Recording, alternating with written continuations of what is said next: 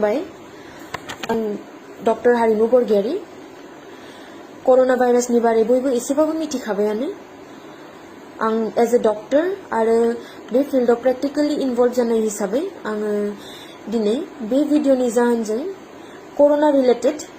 माखासे खोथा आङो सुंद'यैनो शेयार खालामनो सानदों आं आंनि सेक्टरनि आन्डाराव थानाय माखासे गामियाव आङो भिजिट खालामनो थांदोंमोन आसामनि बाहेरायाव थानानै फैनाय खायफा फरायनो थाहैनाय खायफा साख्रि मावनो थाहैनाय जायफोर रिसेन्टलि न'आव गिदिंनानै फैफिनदों बिसोरनि न'आव टीम लानानै आङो भिजिट खालामनाय जादोंमोन बे भिजिटिं टाइमाव आङो गामिनि जा मोनसे सिनेरिय' नुबोदों जायखौ आं सानो जे गुबुन गामिफोरावबो जानो हागौ होननानै फार्स्ट खोथाया जाबाय आङो गामिनि मानसिफोरनि गेजेराव सांग्रांथिखौ एसे खम नुनो मोनदों ज' मानसि बाहेराव गेदार जानानै थानाय गेलेनाय बेरायलाबाय थानाय आङो नुबोदों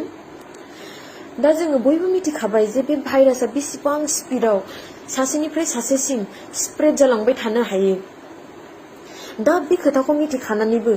जुदि जोङो बाहेराव ओंखारबाय थायोबा गिदिंबाय थायोबा गेदारिं खालामबाय थायोबा जोङो बे भाइरासखौ बांसिननिफ्राय बांसिन स्प्रेड जानो थाखाय लामा खेवनानै होनाय बायदिसो जागोन आरो जुदि सोरबाफोर सानोबा जे आंनाव बे बेमारा जानो हानाय नंखाया आरो मालाबाफोर सोरबा जुदि कनसियास जानानैबो दंमोन ओमफ्राय सानदों जे बे जास्ट वान टाइम बे खनसेल' जेबो जानाय नङा होननानै बिदि साननो नाङा बे बिराद गिदिर गोरोन्थि जागोन भाइरासआ रावखौबो नाया जातिबो नाया धोरोमबो नाया बिसोरनो मानसिनि देहाल' नांगौ स्प्रेड जानो थाखाय माल्टिप्लाइ जानो थाखाय दिनैनिफ्राय लकडाउन स्टार्ट जाबाय दा बे लकडाउना खालि हाइवेआव गारि दा खारथों होननानैल' नङा हाइवेनि सेरनि बाजारफोर दखानफोराल' बन्द थाथों होननानैल' नङा बयबो गाव गावनो बुजिनानै गाव गावनि न'आव थानाया मोजां जागोन रावबो रावनिबो न'आव थांलायलायनोबो नाङा फैहोलायनोबो नाङा आरो बे खोथायाव गाज्रि मोनलायनायनिबो खोथा गैया बेयो बयनिबो मोजांनि थाखायसो दा बे लकडाउन टाइमाव इमारजेन्सि टाइमावल' ओंखारलांनांगौ जानो हागौ मालाबा थ' बे इमारजेन्सि टाइमाव जुदि ओंखारलाङोबाबो जेसेबां प्रिभेन्टिभ मेजार्स दङ बेखौ मेनटेन खालामनांगोन आरो ससियेल डिस्टेन्सिं होननायखौ मोजाङै मानिनानै थांनांगोन जाहाथे नों सोरजोंबा रायलायोबाबो बे 1 मिटार डिस्टेन्सआ मेनटेन जायो साइडआव सोरजोंबा जिरायनानै थानांगौ 1 मिटार डिस्टेन्स जाहाथे मेनटेन जायो आरो मोनसे पइन्ट बयबो बिदि साननानै माने बुंदोंमोन माने कि इन्डियाया मोनसे गरम जायगा थ'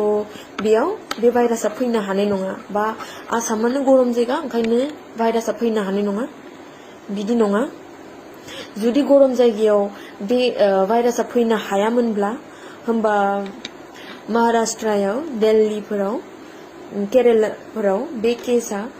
कर'ना पजिटिभ केसआनो ओंखारनाय नङामोन साउथ इन्डियाया जोंनि नर्थ इस्ट इन्डियानिफ्राय बांसिन गरम अब्लाबो बेयाव केस ओंखारगासिनो सानफ्रोमबो प्रग्रेसनबो जागासिनो केसफोरा आरो दिनै खबर मोनदों जे नर्थ इस्टआवबो पजिटिभ केस ओंखारबाय होननानै स' जों बयबो बांसिन सांग्रां जानानै थानांसिगोन केयारफुल जानानै थानांसिगोन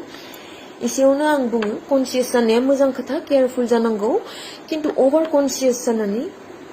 पेनिक जानाया घाबरायनाया मोजां खोथा नङा आं मोननैसो गामियाव आङो नुबोनो मोनदों जे गामिनि मानसिफोरा बे बाहेरानिफ्राय न'आव फैफिननाय मानसिखौ ओरैबायदिसो ट्रिट खालामबाय जेन बिसोर माबा मोनसे बिराद गिदिर दाय मावबायसो नामा माने फर्स खालामगासिनो जे न'निफ्राय थांथार सिभिल हस्पिटालाव थांथार नायजानानै फैथार दा गामिनि मानसिफोरा बेबायदि खालामोबा बेयो बिसिनि सायाव मोनसे बे मानसिनि सायावबो आरो बिसिनि फेमिलिनि सायावबो मोनसे हेरेसमेन्ट खालामनाय बायदि जायो सोरबाफोर न'आव फैफिनदों होननानै खबर मोनोबा बेखौ गावबुरानाव खबर होनानै ओमफ्राय गामिनि आसानाव खबर होनानै ल'दोन आरो बेखौ आरो बे खोथाखौ एनश्योर खालाम बयबो गामिनि मानसिफोरा जे जायफोर न'आव फैफिनदों बिसोरो जाहाथे न'निफ्राय ओंखारा जाहाथे जेराव मेराव गिदिंलाबाय थाया आरो जाय फैदों नोंसोरबो सेल्फ रेसपन्सिबल जानांगोन जे नोंसोरो बाहेराव एटलिस्ट फर 2 weeks जेरावबो गिदिङा न'आव फैदों न'आवनो आरामसे था आरो बेखिनियावनो आं बुङो आशा आरो गावबुरानि खामानिया मा जागोन नोंथांमोननि खामानिया बेनो जे गामियाव जायफोर फैफिनदों बिसोरखौ खबर लानानै गामिनि खाथिनि स्टेट डिस्पेन्सारि बा जाय हस्पिटालनि आन्डाराव गोलैयो बा जिखुनु दस्रानोबाबो बेखौ जास्ट खबरल' हर आसाफोरा मिथिगोन ABPM आरो सेक्टरनि मेडिकेल अफिसार इनचार्जफोरखौ बिसोरनो जास्ट खबरल' हरनांगौ जोङो खबर मोनोबानो आङो जेरै खबर मोननानै आङो टीम लानानै आङो गामियाव न'आव थांबाय बेबायदिनो टीम थांगोन हेल्थ डिपार्टमेन्टआ बिराद सेस्था खालामगासिनो बे बेमारखौ जोंनाव फैनायनिफ्राय होबथानो थाखाय बा जोंनाव दाजाथोंनि थाखाय दा बे मेटाराव जुदि नोंथांमोनहाबो जोंनि हेल्प खालामाबा जोंबो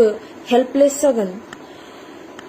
दा नोंथांमोना जोंखौ बोरै हेल्प खालामनो हागोन बे जास्ट कि न'आवल' थानांगौ आरो जेबो खालामनो नाङा बाहेराव गिदिंलाबायनाङा जास्ट बाय डेट बिदिनो नोंथांमोना जोंखौ हेल्प खालामनो हागोन जों जोंनि खामानिखौ मावबाय थागोन जोंनि हेल्थ डिपार्टमेन्टआव मोनफ्रोमबो गामिनि आसामनि बाहेराव थानायनि लिस्ट दंजोबो सोर सोर न' फैफिनदों बेफोरखौ जों ट्रेस खालामनो नाजागासिनो आरो बेफोरखौ जोङो बिसिनि न'आवनो थांनानै जोङो नायनानै फैनो थाखाय जोङो लामा लागासिनो इभेन बर्डार्सफोरावबो आरो रेलवे स्टेशनफोरावबो एयारपर्टआवबो जोंनि टीम्स मेडिकेल टीम्स हरनाय जादों नायनो थाखाय आरो जेसेबां जुदि बारग'नानैबो फैयोबा जोङो बिसोरखौ न'आवबो जोङो ट्रेस खालामनाय जागासिनो जों खालि थाखुमानानैल' थानाङा गामिनि मानसिफोरा बेबायदि फर्स खालामबाय थायोबा बे मोनसे थाखुमानायनिबो जाहोन जायो रागा जोंनानैनो आं थाङा मा खालामनो खालाम बेबायदि टाइपनि जायो स' बिदि खालामनो नाङा हेरेसमेन्ट होनो नाङा जों दङ जोङो न'आवनो थांनानै जोङो नायनानै फैगोन जोंनो जास्ट खबरल' होनांगौ जोंखौ बे फाइटआव नोंथांमोनाबो हेल्प खालामनांगोन आरो नोंथांमोना न'आव थानानैनो जोंखौ हेल्प खालामनो हागोन आरो जेरावबो ओंखारनो नाङा होमबासो जोंबो बे खामानियाव साक्सेसफुल जागोन आरो जयै जोङो बिदिनो बारग'नो हागोन गोजोन्थों